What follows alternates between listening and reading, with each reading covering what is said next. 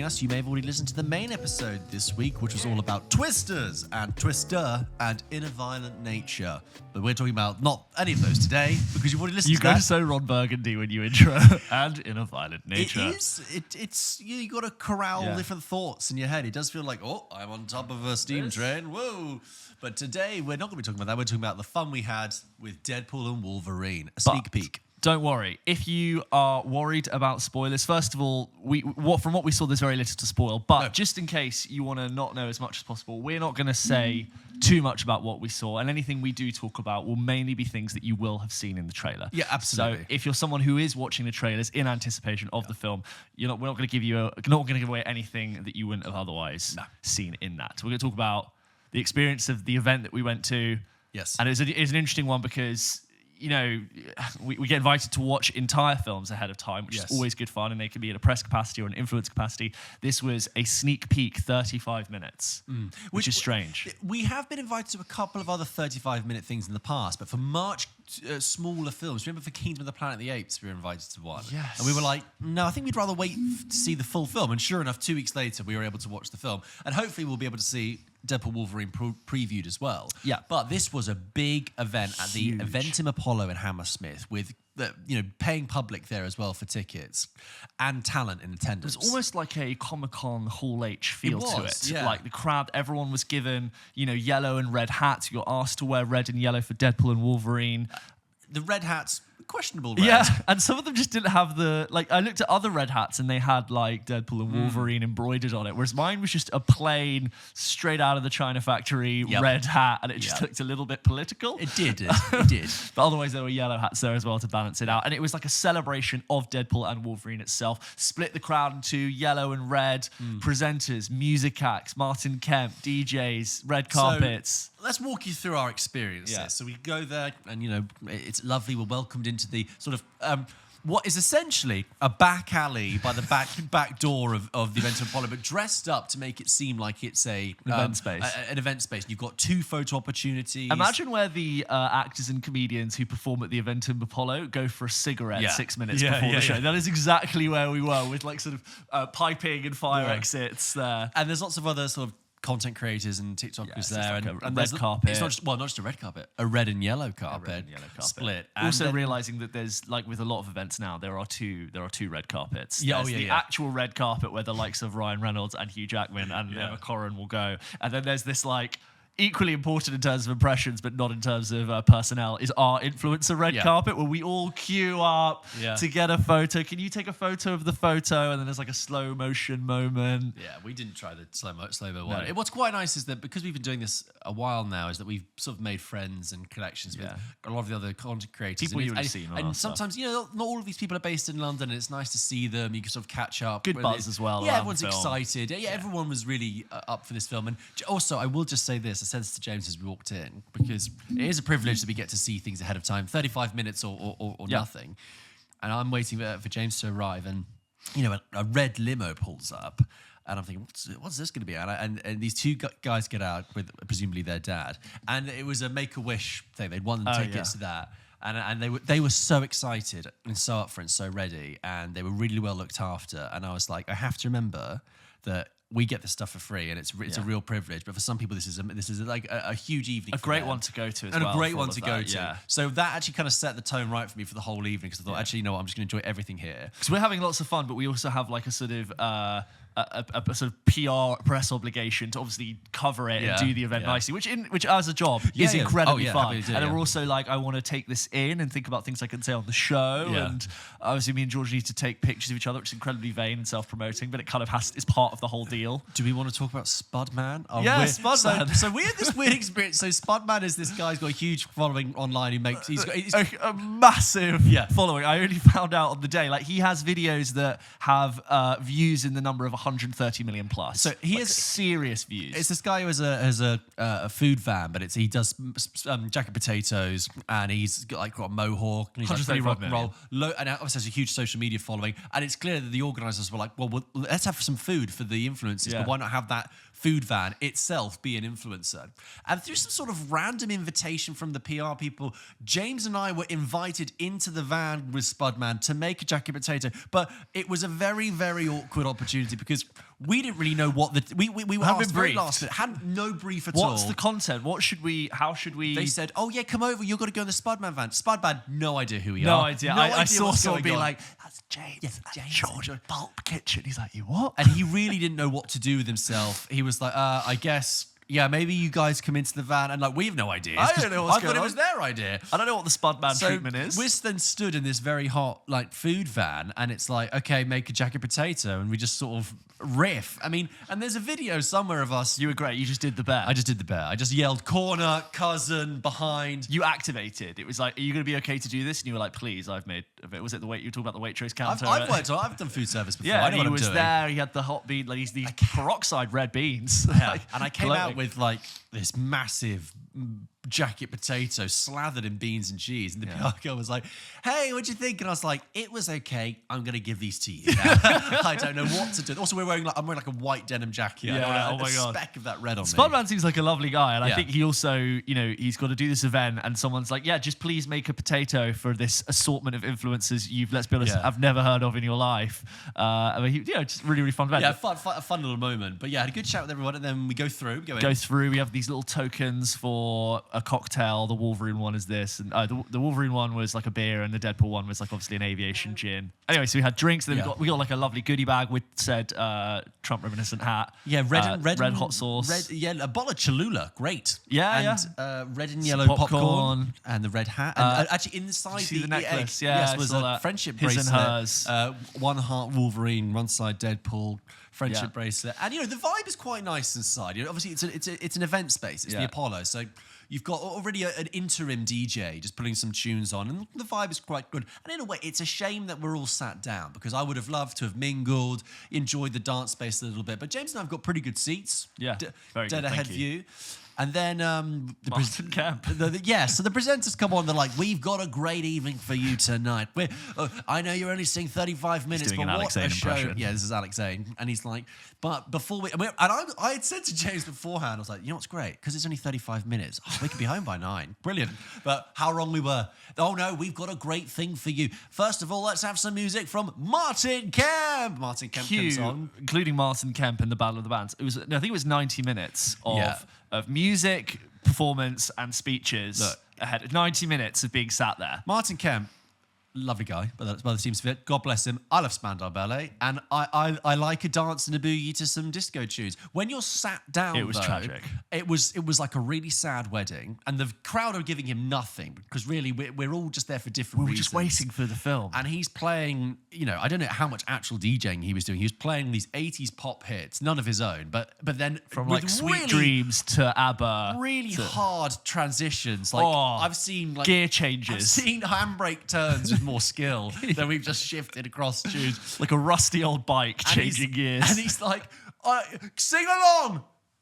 Nothing. Silent. Okay, and he had a good grin on his face, and he's probably getting paid a cool 30 grand to be there. Yeah. But if you guys support us on Patreon, you can get access to a full behind-the-scenes video of me and George at that event, walking you through the goodie bags. We do you can see everything. We even recorded a little 20-second mini sort of post-preview thoughts. So, as always, guys, go to the Patreon and check out our thoughts for that. But then we got the Battle of the Bands. Battle of the Bands. So then you think Martin Kemp finishes to go, okay, let's go. And then Alex Zane comes back and goes, okay, guys, are you ready for your next part of the evening? And then you get a yellow band come on and a red band come on, and they play 2 songs each, which, again, one of them did quite a good cover of Like a Prayer, but it's like... It was also, I said to George, it's corporate-approved competition and banter. And the banter between the presenters was so scripted and so safe, and it's like, don't call me that. Well, my band's going to be... Come on, we're the Wolver Slayers or whatever it was. So everybody cheer. Oh, you can do better than that. Oh, school assembly. Really, Anyway, then that finally finished. And then the talent come on. Ryan Reynolds, Hugh Jackman, Emma Corrin, Rob Delaney, come on. And Sean Levy, the director. Quippy, funny. As you'd expect. Very, very good. And again, if you follow us on the Patreon, on the video, you'll see this clip where Hugh Jackman actually talks about why he returned to the role. And I'm sure there were 50 million reasons why he did. And there's a nice bit of banter between the two of them, which is lovely.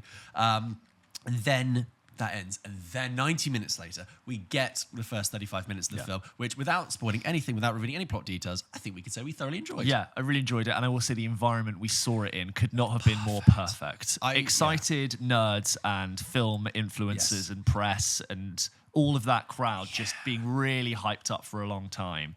And Deadpool's style of humor really lends itself to laughing along with a crowd who also get the jokes. Because I think if you haven't followed Marvel closely, if you're not, like my mum said to me, oh, that's coming out, well, I enjoy it. I said, I think in order to get all the jokes and to enjoy it, you really need to have a bit of an angling on what's happening. But it is a shame that we only saw 35 minutes with that crowd, because when any little tease or reference or throwback or any comment that was like meta, people went crazy for it, cheering. And when the end of the 35 minutes happened, they really hard ended it, and there was from the crowd because you just wanted more. But like just basic stuff, which is already in the trailers, is that all you need to know is that this is Deadpool entering the MCU, and so whatever interdimensional, dimension hopping forms that MCU has, that is being utilized, and you have Deadpool looking to find a version of Wolverine. And that's basically all we got. It is all of that, like, F you, Fox, welcome to Disney, I'm here. You got an action scene with very referential jokes and a fun 3D tech sequence that is also very, very funny. Yeah, and it's basically, if you like Deadpool, you're in for a treat. Yeah. If you've never liked Deadpool, never clicked with him, never found him funny, don't bother. It's more. He's not going to win you over. It's more of the same. And but there's a gag every like 15 seconds. Really we said on the video like 80% success rate, I think, which is pretty good. It's lots of, not only is the pace of it and the comedy condensed and fast and this joke, it's also, there are also, from what we saw, many scenes. It actually reminded me of Everything Everywhere All at Once at one point, because that's a multiverse film, and this was like next scene, we're going, reference, forged through time. We did think they'd maybe even edited the 35 minutes a bit, because there was one moment, we'll talk about this off air, where and the next scene happened, and I thought, whoa, we've gone, I don't know how we've arrived here, hang on a second. But the also refreshing, it's an R-rated, it's the first R-rated Marvel film, and you get blood, you get gore, you get swords going through people, throats cut. C-bombs, F-bombs. Oh yeah, C-bombs. Really coming through there. So I think if I was to be really cynical, I mean, I found it really funny and I'm really enjoying it. It is like boardroom approved jokes. Yeah. I have a feeling if Ryan Reynolds and his team, and I don't know if TJ Miller still does it, would have completely unleashed Rain, it would just be absolute chaos. But it is a bit like, we can say fuck now, it's cool. I almost feel like it's just come at the right time, because it's, I guess it may be boardroom approved, like swearing fun, but I feel like Ryan Reynolds had a list of all the things he wants to say, and because Marvel is at a bit of a low ebb, they said, okay, let's let Ryan Reynolds get away with as much as possible, and I say they probably approved 90% of what went through. I think the film's come at a really good time, because for Marvel, it's like you might as well satirize yourself and be taking the piss out of it at this stage. And what that film, from what I saw of it, really understands is that it really gets that people have been following this story in these films for about 15 years, and people really know it and really care, and you're watching and engaged. That's what we realize. They do still care, and you're watching an engaged audience, even if you're not loving the recent films, which the film will tell you that like the recent stuff isn't very good. It still gives you something that you remember from all of those films, and satirizes them and makes fun of them. And I'm like, yes, this is a really unique story that's been going on for a really long time. There are all these amazing toys to play with. Here's a joke about all of them, and it understands that, I think, from what I've seen. And it's a healthy roast. That's what it is. It's the MCU getting roasted, and that actually will only do itself benefit instead of actually diminishing it, which is good. But you've got the rest of the film to look forward to. We've not spoiled anything. We really haven't. That you didn't already and it moves at such a pace that there's so much to enjoy. We got a lot in that 35 minutes, didn't we? Yeah. They gave us a lot. So... and it just the pace of it just went, and it could have been 10 minutes as far as I'm aware. I couldn't believe that was 35 when it got there. So I'd say, like, from both of us, a promising start. First looks promising for the rest of the film. And then sort of the film ended for us, and they played flashes for about 90 seconds of future bits coming up in the film. George tried to sort of cover his eyes. I'm very absolutist about that.